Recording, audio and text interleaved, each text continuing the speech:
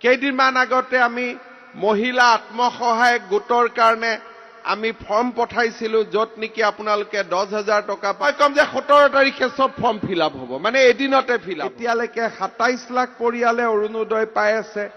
এইবাৰ আমি আৰু বঢ়াম, অহাবাৰ বঢ়াম, 26ত বঢ়াম। এনেকে বঢ়োৱাৰ লগত যদি ৰেচন কাৰ্ডৰ নম্বৰখনো আমি টেগ কৰি দিব পাৰো, তেতিয়া এটা পৰিয়ালত দুটা নাপাব, সকলোৱে পাব। কোনো ধৰণৰ কাজিয়া পেচাল ভেজালি নাথাকিব।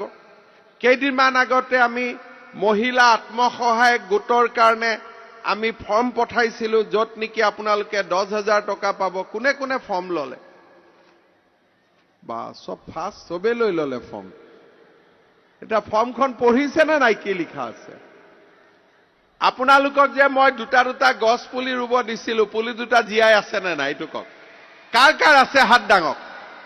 বা ঠিক আছে, কিন্তু ৰেচন কাৰ্ড পাব লাগিলেতো 3টাতকৈ বেছি বাচ্চা হ'ব নোৱাৰে 10,000টো পাবৰ কাৰণে। কাৰ কাৰ 3টাতকৈ কম আছে হাত ডাঙক। 3টা বা 3টাতকৈ কম। ঠিক আছে, কিন্তু এইটো এটা মনত ৰাখিব লাগিব যে ST SC হলে বা চাহ বাগান হলে 4টা হলেও চলিব, কিন্তু আমাৰ জেনেৰেল মানুহ হলে বাচ্চা 3টাতকৈ ওপৰত হলে নচলিব। ঠিক আছে, এইটো ঠিক কৰিছো নে নাই? এতিয়া সেই কাৰণে এই আঁচনিটো হল কি যে এইবাৰ আমি 10,000 টকা দিম।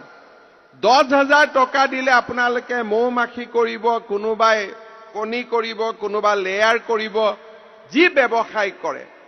যোনে 10,000 টকাটো ভাল কৰি খৰচ কৰিব, তেওঁলোকক অহাবাৰ আমি কি কৰিম, বেংকৰ পৰা 12,500 টকা আনি দিম আৰু আমি 12,500 টকা দিম।